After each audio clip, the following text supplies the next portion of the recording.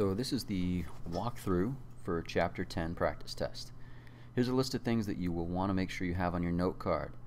Okay, so it doesn't just mean know how to convert, which you need to know, but also if you need the conversion factors, those will actually be given to you on the test. So this would be a good place to pause the video for a minute, write down all these things. Note that if in CP, there's a couple things on here that are for honors that you don't have to know, but these are the types of questions which are on the practice test that you will need to be able to answer. So whatever information you need for this, that's what should be on your note card. Question 1. The combustion of propane gas with oxygen produces carbon dioxide gas and water vapor. What is the molecular mass of propane? Well, you need to know what propane is. It's C3H8, which you could have probably figured out by reading the question carefully. Everything else is mentioned except for propane. So here's how we do it. There's 3 carbons and there's 8 hydrogens. We're going to multiply the mass of carbon times 3, which is 12. Okay, 12 times 3 is, and you get that mass from the periodic table. Okay, so look up carbon on the periodic table. It says mass of 12. There's 3 carbons, so we have to multiply that by 3, which gives us 36. There are 8 hydrogens. We have to multiply that by 8, which is 8, and the total mass is 44 grams. So that's the mass of propane, which is answer A. Seal balloon contains 3.1 times 10 to the 22nd molecules. How many moles of O2 are there in the balloon? So we're going from molecules to moles. That's our conversion. Okay, so that's, again, one of the things that was listed that you need to have on your note card. How do you get from molecules to moles? Well, we know how many molecules there are in 1 mole, which is 6.02 times 10 to the 23rd. So just like if you said you have 48 eggs, how many dozen is that? Well, you know how many eggs are in 1 dozen, which would be 12. So you divide 48 by 12. So we're going to divide the number of molecules given, 3.1 times 10 to the 22nd, by 6.02 times 10 to the 23rd, which is how many molecules are in 1 mole. When you divide that out, you should get 0.051, which is answer choice B.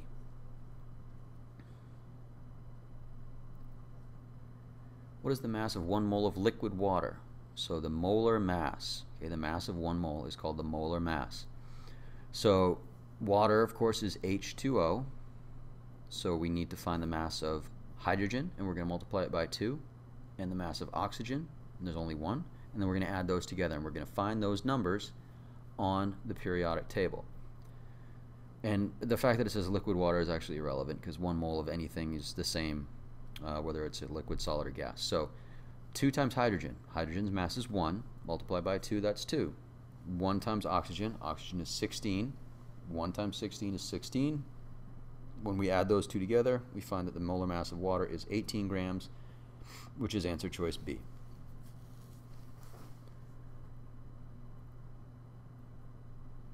And again, you get those numbers. The molar mass comes from the periodic table for each element, and then when you're doing compounds, you have to add up the molar masses of all the elements in those compounds. How many atoms are in a 32-gram sample of carbon? So we're going from grams, actually. We're starting with mass, and we're going to atoms. Now, we can't go directly from grams to atoms. There's no conversion factor, so we have to do a 2-step problem here. Anytime you're not going to or from moles, you need 2 steps because you have to go to moles in between. So we go from mass to moles. We're going from the number of grams to the number of moles, and then we can go from moles to atoms. So we're going to do 2 steps. We're given 32 grams, and if we look up carbon on the periodic table, we would see that 1 mole of carbon has a mass of 12 grams. So 32 grams is obviously more than 1 mole. And we find out how many moles exactly by dividing 32 by 12, and we get 2.67 moles. Now, I know how many moles I have. I've done the mass to mole step. Now I have to do the second step, which is go from moles to atoms. So 1 mole of anything is 6.02 times 10 to the 23rd. So 2.67 moles would be 2.67 times 6.02 times 10 to the 23rd. And when you do that out, excuse me, when you do that out, you get 1.61 times 10 to the 24th atoms, and that is your final answer. That's moles to atoms. So we've gone from mass to moles, moles to atoms, and that's answer choice C. Okay, now we're just doing the straight math, similar to what we've been doing. This time we're going from moles to atoms. Okay, so the hardest thing, or the most important thing in knowing how to do these problems, is knowing when to use which setup. From there, it's using your calculator. So going from moles to atoms means you have to multiply the number of moles times how many atoms there are in 1 mole. In 1 mole, there's 6.02 times 10 to the 23rd atoms. So in 6.73 moles, there's 6.73 times 6.02 times 10 to the 23rd. And if you put that in your calculator, you should get a number like 4.05 times 10 to the 24th, and that's atoms. Now, remember, we're doing scientific notation in your calculator. Okay, you want to use that second E function. Okay, so you do 6.02 second E 23 instead of trying to do 6.02 times 10 to the 10 and then the up and the 23. You're going to get messed up doing it that way. Use the second E function. Okay, 4.6 times 10 to the 25th molecules to moles of glucose, but that doesn't really matter. Molecules to moles is the same thing no matter what the substance is. So we're doing 4.6 times 10 to the 25th. That's 1 mole. Well, 1 mole is 6.02 times 10 to the 23rd. So how many moles would be 4.26 times 10 to the 25th? Well, 4.26 second E 25 on your calculator, divide by 6.02 second E 23 on your calculator, and you should get 70.8 moles.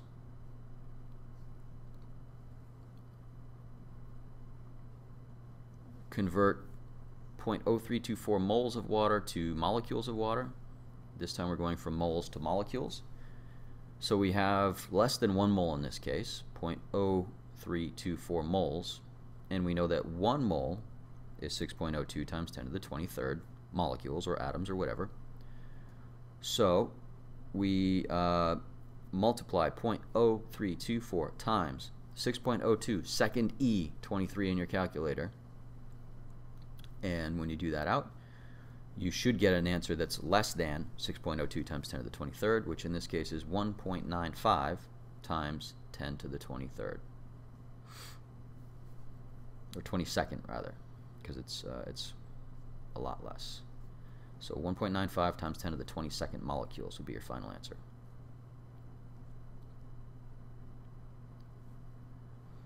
Convert 4.27 moles to grams. So now we're not doing moles to molecules, we're doing moles to grams. It's important to know that when you're doing grams, the number of grams per mole changes with the element or the compound. So 1 mole of nitrogen, look it up on the periodic table, says 14 grams. Okay, again, all these mass numbers come from the periodic table, and it's the number that's a decimal on your periodic table. I've rounded it here. So 1 mole is 14 grams, so 4.27 moles would be 4.27 times 14. When you do 4.27 times 14, you get 59.8 grams. That is your answer here. Now we're going from grams to moles, so we're just going to flip the conversion factor over. We've got 54.9 grams, and if you add up everything that's in SO2, because we need to find the compound, okay, sulfur is 32, and there's 1 of them, so that's contributing 32 grams. Oxygen has a mass of 16, but there are 2 of those, so we have to multiply by 2 and we get 36, or 32 rather. So sulfur contributes 32, oxygen contributes 32, so the total mass here is 64. So 1 mole is 64 grams. 54.9 divided by 64 comes out to something less than 1, because we have less than 1 mole, and it's going to be 0.858 when we round with significant figures. Number 6, convert moles of aluminum oxide to grams. Okay, so we're going from moles to grams again, and we have a compound, aluminum oxide. So start with what you're given, 1.57 moles, and that's going to be 1 mole equal to a certain number of grams, which we have to figure out for this compound. So for aluminum, look up aluminum on the periodic table. You will find that it says aluminum has a mass of 27 grams. There are 2 of those, so that contributes 54 grams to the compound. Oxygen has a mass of 16, and there are 3 of them, so that's 48 grams together. Add those 2 numbers together, so the mass of the compound is 102 grams.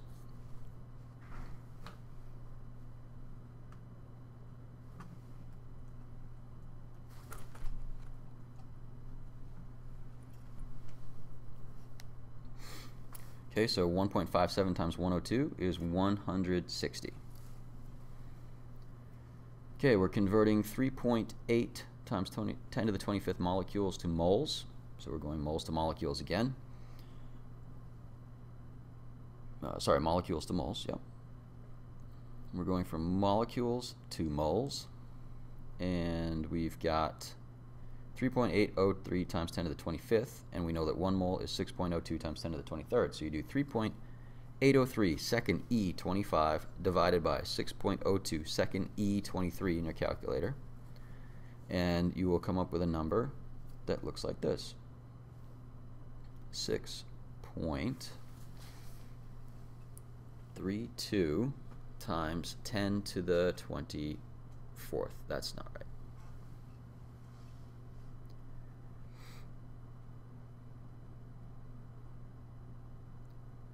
You should get a number that is 63.2 moles. Okay, we're going from molecules to grams. Okay, this is another one where we don't have a direct connection between molecules and grams, so we have to go from molecules to moles, and then we can go from moles to grams. So it's another two-step problem. Anytime you don't have moles at the beginning or the end, you need to go to moles in the middle. So it's going to be a multi-step problem. Alright, so we've got a certain number of molecules, 6.37 times 10 to the 25th. That's how many molecules we have. We know that 1 mole is equal to 6.02 times 10 to the 23rd molecules. So 6.37 second E25 divided by 6.02 second E23 in your calculator, and you will get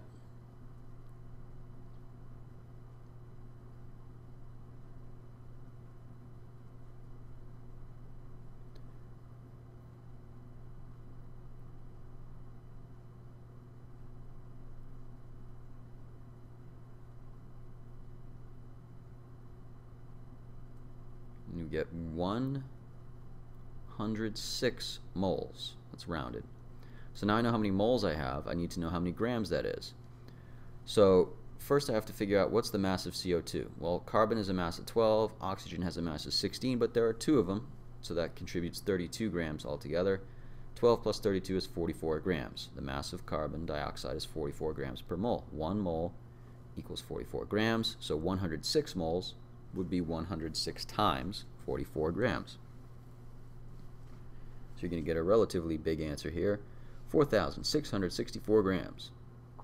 Convert grams of gas to atoms. So again, we don't have moles at the beginning or the end, so this is going to be a two-step problem because I have to go to moles in the middle now. So this time I'm going the opposite direction from the last problem. It's going to be grams to moles and then moles to atoms. So I'm going to start with the number of grams I was given, 65.5, and I am going to divide that by the number of grams that would be in 1 mole of argon, which is the number from the periodic table, 40 grams. So 65.5 divided by 40 tells me that I have just a little more than 1.5 moles, 1.64 moles. Now I know how many moles I have. I can convert that to atoms because I know that 1 mole of argon atoms is equal to 6.02 times 10 to the 23rd. So I do 1.64 times 6.02 second E23 in the calculator, and I'm going to get a number that looks like this: 9.8 times 10 to the 24th.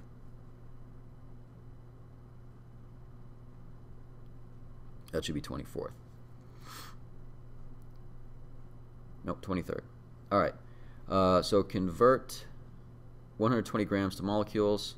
So we're going grams to molecules again, another two-step problem.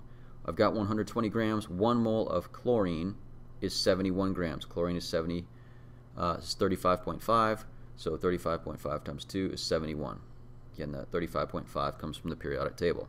So 120 divided by 71 will give me 1.69 moles. Now I know how many moles I have. I can convert that to molecules by multiplying 1.69 times 6.02 second E23 in your calculator.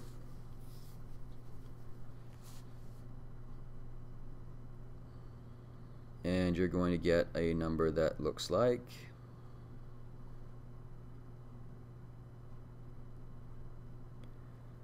1.02 times 10 to the 24th. So this time it is times 10 to the 24th. The last one should have been 23rd. I said it wrong the first time.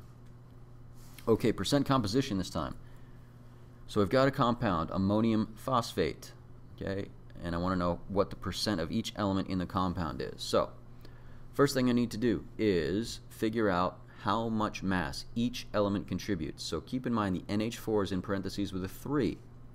So there's 3 nitrogens. Nitrogen's mass is 14 from the periodic table. So 14 times 3 gives me 42 grams for nitrogen. Hydrogen, it's H4, but with the parentheses times 3, that means 12. So I'm going to take the mass of hydrogen, which is 1, and I have to multiply that by 12. So that gives me 12 grams of hydrogen. The phosphorus, there's only one, so just look up phosphorus on the periodic table, and you'll see that its mass is 31. Oxygen is 16. There are 4 of them, so 16 times 4 is 64. So now I know how much mass each element contributes to the compound, and then I have to add up all of the elements together to find out what the total mass for the compound is, just like we've done before. So I'm going to add 42 plus 12 plus 31 plus 64, and that's going to tell me that the total mass for the compound is 149 grams. So now to do the percentages. For each element, you take the mass of that element, you divide it by the total. So 42 divided by 149 times 100. And I'm going to do the same thing for each element. So hydrogen is 12 divided by 149 times 100.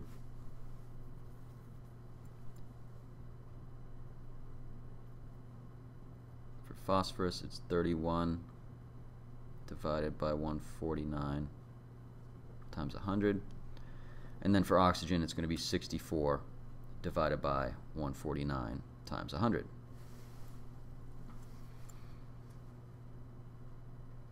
So for nitrogen, we get a percentage. 42 divided by 149 times 100 gives me 28.2%. Hydrogen is 12 divided by 149 times 100. And that gives me a percentage of 8.05. Phosphorus, 31 divided by 149, gives me a percentage of 20.8. And then lastly, oxygen, 64 divided by 149 times 100 is a percentage of 43.0%. That's rounded to the right number of significant figures. So those are your percent compositions. Always a good idea to just check at the end. Do these numbers add up to 100? Well, 28.2 plus 8.05 plus 20.8 plus 43, add all that together, and it comes out to 100.05%. And that is very close to 100. So we have at least the right total numbers. So that's a good check to do. All right, empirical formula for the compound whose percent composition is 73.8% carbon, 8.7% hydrogen, 17.5% nitrogen. First step in these problems is to just convert the percentages to grams. So 73.8% carbon becomes 73.8 grams. 8.7% hydrogen becomes 8.7 grams. 17.5% nitrogen becomes 17.5 grams. Step 2, divide each of these numbers by the molar mass for that element. So we're converting from grams to moles here. For carbon, the molar mass is 12, hydrogen is 1, and for nitrogen, 1 mole is equal to 14 grams. Do those out, and you'll find that carbon is contributing a total of 6.15 moles per mole of compound, per 100 grams of compound. And hydrogen is 8.7 divided by 1, so that's 8.7 moles. And nitrogen is 17.5 divided by 14, so that's 1.25 moles. So we take all of these answers for step 3, is take all those answers you get in step 2 and divide each of them by the smallest number. So the smallest answer here was 1.25. So I divide 1.25 by 1.25, 8.7 by 1.25, and 6.15 by 1.25. Do those numbers out, and you're going to find that 6.15 divided by 1.25 is 4.9 and change, so we're going to call that 5. 8.7 divided by 1.25 is 7, 6.9 something. And 1.25 divided by itself, of course, is 1. So you take those numbers and you put them into the empirical formula, C5H7O, So the 5 goes with the carbon, the 7 goes with the hydrogen, and the 1 goes with the nitrogen. I should have said nitrogen, not oxygen. All right, so now we're going to do the same process again for a different compound, except at the end we are going to also add the additional step of finding the molecular formula. And there is an error at the end of this problem, so I'm going to correct that as we go along. So just, I'm going to tell you at a certain point to ignore the answer I give you, and just hopefully if you're doing it along with us, you got a different answer than I put on here. Okay, so the first step again is convert grams, percent to grams. Done that. 10.1 grams, 0.84 grams, 89.12 grams. Step 2, divide each element by its molar mass. Okay, carbon 10.1 divided by 12, hydrogen 0.84 divided by 1, chlorine 89.12 divided by 35.5. So in the first one, 10.1 divided by 12 is 0.84. 0.84 divided by 1 is 0.84, so those are actually the same number. And then 89.12 divided by 35.5 is 2.51. So, step 3, divide all of these answers by the smallest one. Well, in this case, you've got two that are the same, that are smaller than the third, so we're going to divide each answer by 0.84.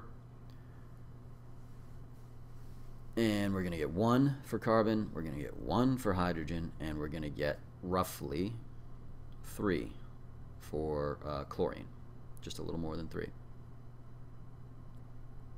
So those are the numbers we're going to put into our formula. So carbon gets a 1, hydrogen gets a 1, nitrogen gets a, or chlorine, that should say, gets a 3.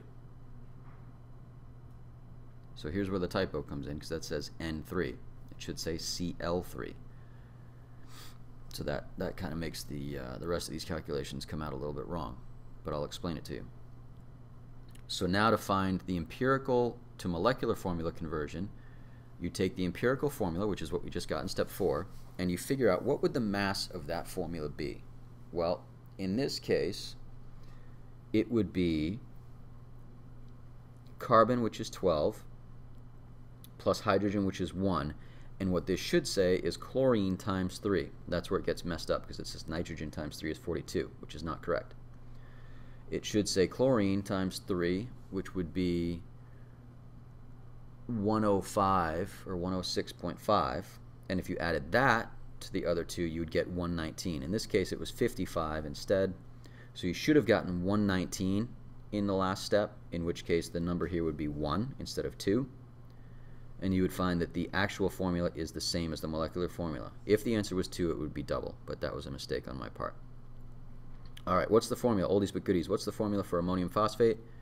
Well, you'd have to remember that ammonium is NH4 with a positive charge of 1. Phosphate is a PO4 with a negative 3 charge, so it takes 3 ammoniums to cancel 1 phosphate. So it's NH4 in parentheses with 3 PO4. Balance the equation. Alright.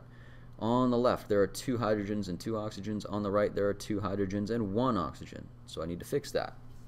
Well, I need to make the one on the right into a 2 for the oxygens, so I double the number of hot water molecules, which converts the numbers to 4 and 2 on both sides. Alright, experiment, independent, dependent variable. Remember, the independent variable is what you change, and it says the student changes the mass of the baking soda. So that is what is the independent variable, what you change on purpose. The dependent variable is what you measure during the experiment. And it says right in the problem, the student measures how much gas is created. So that's the dependent variable. And what variable is controlled? Well, again, read the question. It says the volume of vinegar is held constant. So that means it is controlled. We don't want to change the volume of vinegar if we're trying to measure the effect of the baking soda mass.